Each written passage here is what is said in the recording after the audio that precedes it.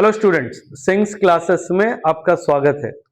बहुत सारे बच्चे आप में से, आपके पेरेंट्स से आपका सपना होगा कि फौज की वर्दी पहनना है और देश की सेवा करना है। इस वीडियो में अगले 15 से 20 मिनट में फौज में एज एन ऑफिसर कैसे भर्ती हुआ जाता है, उसके क्या क्या साधन हैं, कौन सी उम्र में कौन सी एकेडमी को ज्वाइन किया जाता है, और आपने नाम सुना होगा एनडीए, सीडीएस, आईएम में, ये सब चीजें, ओटीए का नाम सुना होगा, इन सब में क्या फर्क है और आपको तैयारी स्कूल डेज से कैसी करनी चाहिए और एग्जाम का पैटर्न कैसा होता है, आपका व्यवहार कैसा होना चाहिए, आपका सोचने का तरीका कैसा होना चाहिए, वो सारी चीजें इस वीडियो में एक 15-20 मिनट का वीडियो होगा। इसमें मैं बात करूंगा, अगर आपका सपना देश की सेवा करना है या ऑफिसर बनके आर्मी में, नेवी में या एयरफोर्स ज्वाइन करना है, तो ये वीडियो को अंत तक जरूर देखें। सबसे पहले एक सवाल आ जाता है, NDA versus CDS, which exam is right for you. सबसे पहले हम अपने क्लास की शुरुआत करते हैं। सबसे पहली बात यह है, जो बच्चे इंडियन आर्म्ड फोर्सेस में ज्वाइन करना चाहते हैं, मैं क्या लिख रहा हूं, इंडियन आर्म्ड फोर्सेस। जो बच्चे इंडियन आर्म्ड फोर्सेस में ज्वाइन करना चाहते हैं वो या तो आर्मी ज्वाइन करते हैं, या तो एयरफोर्स ज्वाइन करते हैं, या फिर भारत की जो नेवी है, इंडियन नेवी ज्वाइन करते हैं बतौर ऑफिसर। ठीक है, अब इसको ज्वाइन करने के मुख्यतः 3 रास्ते हैं। एक हो गया एनडीए एग्जाम, जो 12th क्लास के बाद लिखा जाता है। मतलब आप जब 12वीं क्लास में होंगे तब भी, आप फाइनल ईयर में जब होंगे 12वीं क्लास में, तब भी आप इस एग्जाम को लिख सकते हो। फिर सीडीएस का एग्जाम होता है। इसमें 2 चीजें हैं, एक सीडीएस का एग्जाम होता है आईएमए के लिए और एक सीडीएस का एग्जाम होता है ओटीए के लिए। आईएमए मतलब इंडियन मिलिट्री एकेडमी, जो कि देहरादून में है, और ओटीए जो चेन्नई में है। और ये जो एनडीए है, पूना के पास एक जगह है खड़कवासला, वहां पे एनडीए है। एनडीए का एग्जाम 12वीं के बाद दिया जाता है, लेकिन सीडीएस का एग्जाम ग्रेजुएशन के बाद दिया जाता है। जैसे एनडीए भी आप 12वीं में लिख सकते हो, ग्रेजुएशन के फाइनल ईयर में आप सीडीएस का एग्जाम भी लिख सकते हो। मतलब दो रास्ते हैं, या तो 12वीं के बाद सीधा चले जाओ। जब आप एनडीए में जाते हो तो इस बात का ध्यान रखना है, क्योंकि आपकी पढ़ाई सिर्फ 12th क्लास तक हो रखी है। जब आपका एनडीए में एडमिशन होगा, एनडीए का स्ट्रक्चर ऑफ द एग्जाम क्या होगा, बहुत सारी चीजें हैं, बात करूंगा। जब आप 12th क्लास करके आप एनडीए में जाते हो, जब आप एनडीए में भर्ती होते हो, तो वहां पर सरकार आपका ग्रेजुएशन करवाएगी।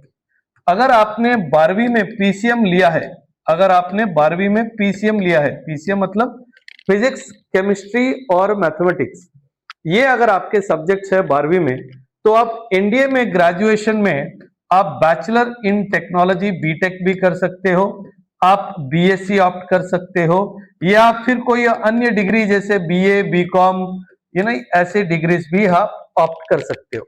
लेकिन अगर आपने 12वीं में पीसीएम नहीं किया है, या नॉन पीसीएम कोई सब्जेक्ट किया है, जिसमें सिविक्स हो गया, इकोनॉमिक्स हो गया, हिस्ट्री, ज्योग्राफी, पब्लिक एडमिनिस्ट्रेशन, ऐसे सब्जेक्ट्स में अगर आपने 12वीं अपनी की है, तो आपके लिए बीटेक और बीएससी के ऑप्शंस ग्रेजुएशन के लिए बंद हो जाते हैं।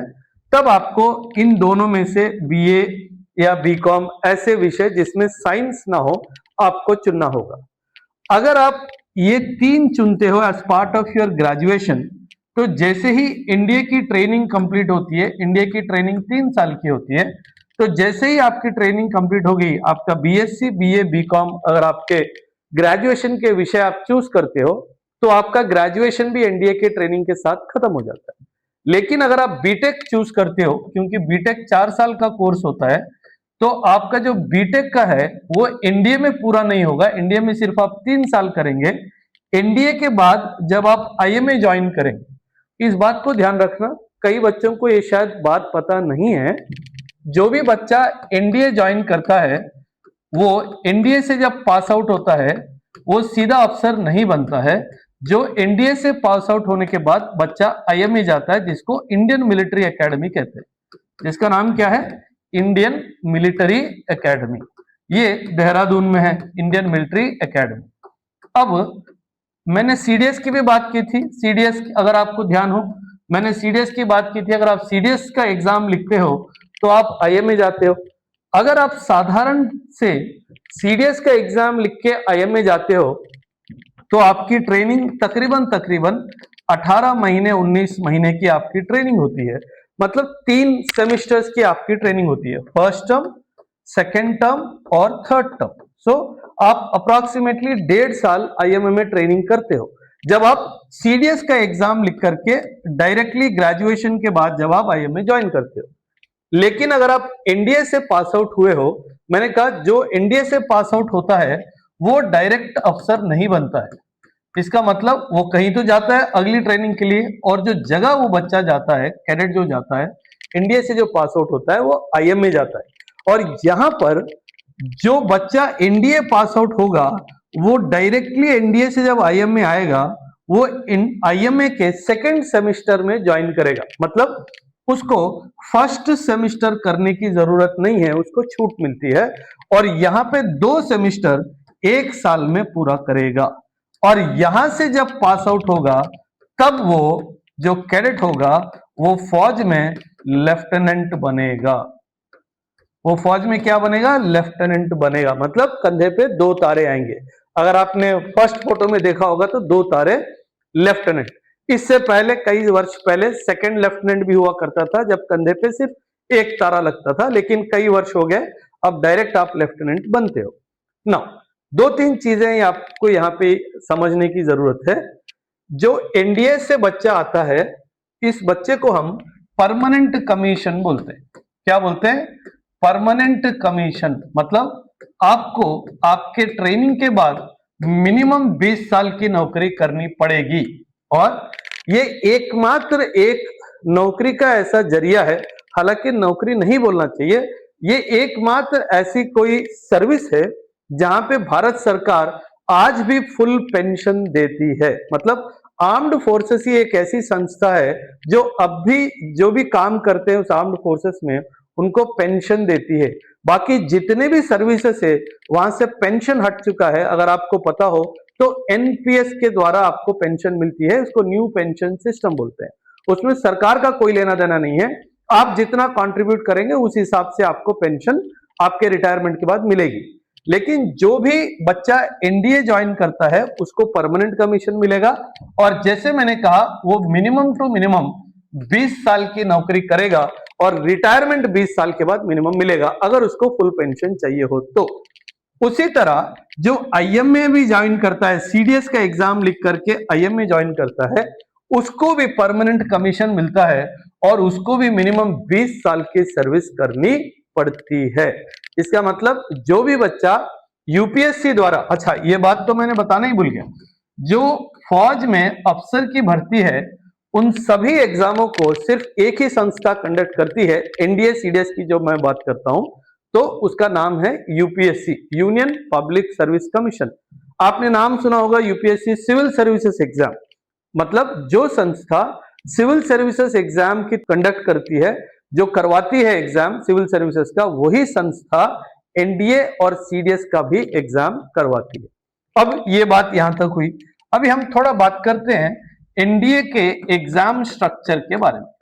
किसके बारे में बात करते हैं? एनडीए का जो एग्जाम का स्ट्रक्चर है उसके बारे में हम बात करते हैं।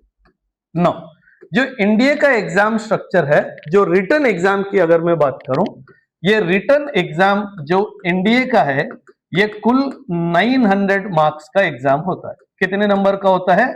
900 मार्क्स का पेपर होता है। मुख्यतः 2 पेपर है, एक मैथमेटिक्स का पेपर है जो कि +2 लेवल का मैथमेटिक्स का पेपर आता है, जिसमें 120 सवाल पूछे जाते हैं और हर एक सवाल के 2.5 अंक होते हैं, 2.5 मार्क्स। इसीलिए मैथ्स का जो पेपर है वो 300 अंक का पेपर होता है। तो कितने मार्क्स हो गए? मैथमेटिक्स के 120 सवाल, हर एक सवाल के 2.5 नंबर और टोटल 300 नंबर आपके। अब जो अगला एग्जाम है उसको जनरल एबिलिटी टेस्ट बोलते हैं। What do we call it? General ability test. इसमें 2 पेपर होते हैं, एक पेपर हो गया अंग्रेजी का जिसको हम इंग्लिश बोलते हैं, और दूसरा जनरल अवेयरनेस या जनरल नॉलेज का पेपर, जिसमें physics, chemistry, general science, history, polity, geography ऐसे सब्जेक्ट्स होते हैं। इंग्लिश का जो पेपर है इसके 50 सवाल है, 50 क्वेश्चन है और हर सवाल के 4 मार्क्स हैं, मतलब 4 5 कितना हो गया 200 मार्क्स का अंग्रेजी का पेपर। और जो जीके का भाग है वो 100 सवाल है और अगेन हर एक सवाल के 4 अंक, तो ये कितने हो गए 400 अंक। सो इस तरह टोटल 600 एंड 300 900 मार्क्स का आपका रिटर्न एग्जाम है। किसका? एनडीए का रिटर्न एग्जाम। इस तरह से 900 अंक का एग्जाम पेपर होता है। अमूमन अगर हम जनरली कट ऑफ देखें, हर साल कट ऑफ देखें, तो बच्चों का कट ऑफ 380 390 ये रेंज में जनरल कट ऑफ रहता है। इसका मतलब जो 900 अंक का रिटर्न एग्जाम है, अगर कोई बच्चा पूरा मिला करके 390 380 अंक हासिल करता है तो वो अगले स्टेज ऑफ एग्जाम के लिए एलिजिबल होता है, जिसको हम एसएसबी बोलते हैं, जिसको बच्चे इंटरव्यू भी बोलते हैं। एसएसबी का मतलब services selection board. Services selection board, services मतलब जो देश की सेवा करता है उसको सर्विसेज बोलते हैं। जो सर्विसेज के लिए सिलेक्शन का जो प्राविधान है उसको हम सर्विसेज सिलेक्शन बोर्ड बोलते हैं। हमने देखा रिटर्न एग्जाम 900 अंक का है, एसएसबी भी 900 ही अंक का है। मतलब ये एकमात्र एक ऐसा एग्जाम है जहां पे रिटर्न का जितना वैल्यू है 900 अंक है, एसएसबी का भी उतना ही वेटेज है। इसका मतलब जब भी आप एनडीए की तैयारी करोगे तो आपको इक्वल वेटेज, जो आपको इक्वल वेटेज आपको इंटरव्यू की तैयारी में भी देना होगा, क्योंकि जितने ही अंक रिटर्न के हैं उतने ही अंक इंटरव्यू के हैं। ये एकमात्र ऐसा एग्जाम है जहां पर दोनों रिटर्न और मेंस क्या कहते हैं इंटरव्यू में सेम अंक है। अगर हम यूपीएससी सिविल सर्विसेज की बात करें तो रिटर्न के अंक है 1750 और इंटरव्यू के अंक है सिर्फ 275। इसका मतलब इतना वेटेज इंटरव्यू को यूपीएससी सिविल सर्विसेज में नहीं दिया गया है, लेकिन एनडीए के मामले में ये इक्वल वेटेज है 900 और 900। अब हम बात करते हैं आईएमए की। ये तो हमने एनडीए का समझा, अभी हम बात करते हैं आईएमए की। आईएमए का फुल फॉर्म क्या है? Indian military academy. Indian military academy, जो कि देहरादून में है। हमने कहा आपको इंडियन मिलिट्री एकेडमी में भी परमानेंट कमीशन मिलता है, तो इसका एग्जाम भी जो है वो यूपीएससी ही करवाती है। सो इसका आईएमए का एग्जाम भी कौन करवाता है? यूपीएससी ही इसका एग्जाम करवाती है। अब इसमें 3 पेपर होते हैं। जैसे एनडीए के 2 पेपर थे मुख्यतः, लेकिन हालांकि देखा गया तो 3 है, लेकिन उसका जो डिस्ट्रीब्यूशन है सिर्फ 2 का नाम दिया गया है। इसमें ही पेपर 1 इंग्लिश और जीके है। लेकिन जब हम आईएमए की बात करते हैं तो इसमें 3 पेपर, एक हो गया इंग्लिश, एक हो गया जीके और तीसरा हो गया मैथ्स। यहां इंग्लिश के 120 क्वेश्चन पूछे जाते हैं, जिसके हर एक क्वेश्चन की जो वैल्यू है वो 0.80 मार्क्स है और इसके टोटल अगर आप करोगे तो 100 मार्क्स हैं। इसके 100 मार्क्स हैं। और जब हम जीके की बात करते हैं, जीके में भी 120 क्वेश्चन और हर एक सही क्वेश्चन का जो वैल्यू है 0.80 मार्क्स है। यहां पर भी हमको 100 मार्क्स टोटल हो जाते हैं। लेकिन जब मैथ्स की बारी आती है तो 100 क्वेश्चंस है, हर एक क्वेश्चन का 1 मार्क है, तो ऐसे ये भी 100 मार्क्स का हो जाता है। So total value of the marks जो आईएमए का है वो 300 मार्क्स है। अंग्रेजी के 120 सवाल, हर एक सवाल के 0.80 मार्क्स और उसी तरह 100 मार्क्स टोटल के। जीके के भी 120 सवाल, हर एक सवाल के 0.80 मार्क्स, टोटल 100 नंबर का। और मैथ्स के 100 सवाल, हर एक सवाल का 1 अंक, तो उस तरह से 100 मार्क्स। तो टोटल हो गया 300। अगर आपको याद हो तो मैंने स्टार्टिंग में आईएमए के साथ साथ एक और संस्था की बात की थी जिसका नाम था ऑफिसर्स ट्रेनिंग एकेडमी। अब आईएमए तो देहरादून में है, लेकिन जो ये जो ऑफिसर्स ट्रेनिंग एकेडमी है ये जो ऑफिसर्स ट्रेनिंग एकेडमी है, ये जो है चेन्नई में स्थित है। ऑफिसर्स ट्रेनिंग एकेडमी जो है ये चेन्नई में स्थित है। हमारा एनडीए पुणे खड़कवासला के पास है, आईएमए हमारा देहरादून में है और ओटीए जो है चेन्नई में। एनडीए, आईएमए और ओटीए में फर्क यह है, एनडीए और आईएमए हमको परमानेंट कमीशन प्रोवाइड करते हैं, लेकिन ओटीए हमें शॉर्ट सर्विस कमीशन देता है। हमको क्या देता है ओटीए? Short service commission. मतलब आप टोटल जब आप भर्ती होंगे तो आपकी सर्विस जो है वो 20 साल नहीं होगी, लेकिन वो 10 साल की सर्विस होगी। इसको आप 14 इयर्स तक भी आप एक्सटेंड कर सकते हो, या फिर जब आपके 10 साल पूरे होने वाले होते हैं आपसे पूछा जाएगा कि क्या आप परमानेंट कमीशन लेना चाहते हो, तो आपने जो 10 साल की सर्विस की होगी उस सर्विस में आपका रिकॉर्ड कैसा रहा उसके बेसिस के ऊपर आपको परमानेंट कमीशन भी दिया जा सकता है, या तो आपको एक्सटेंशन दिया जा सकता है, या फिर आपको सर्विस से डिस्चार्ज भी किया जा सकता है कि आपके 10 साल की जो हमारा कॉन्ट्रैक्ट था वो पूरा हो गया है। हमने, अगर आपने मान लो अप्लाई भी किया कि मुझे परमानेंट कमीशन चाहिए, तो कई बार ऐसा होता है कि उसमें ऑप्शन दिया जाता है, अगर आपको परमानेंट कमीशन नहीं मिलता है तो क्या आप 14 साल तक करने के लिए तैयार हैं?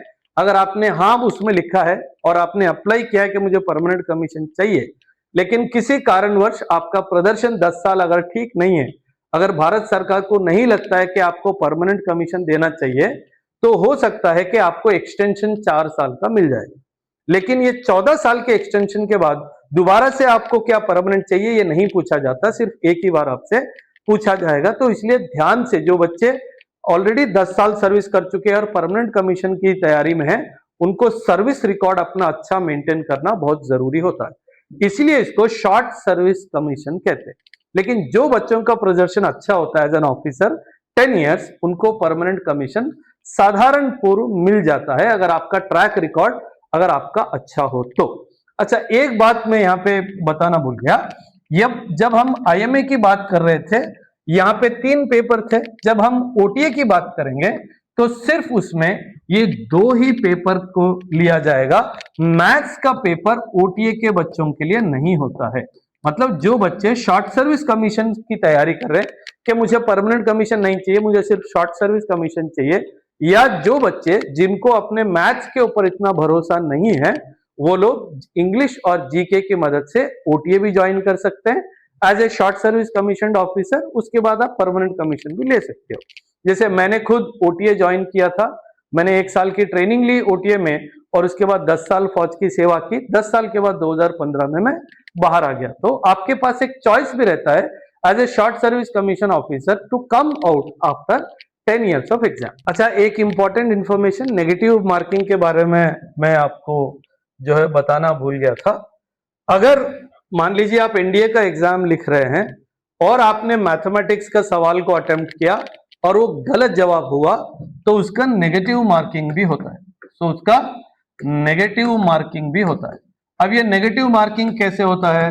मान लीजिए आपने एक सवाल लिखा, उसका जवाब आपने गलत दिया, तो हर एक गलत जवाब का आपका 0.833 मार्क्स आपके घट जाएंगे, क्योंकि हर एक सही सवाल के कितने अंक है? 2.5 अंक है।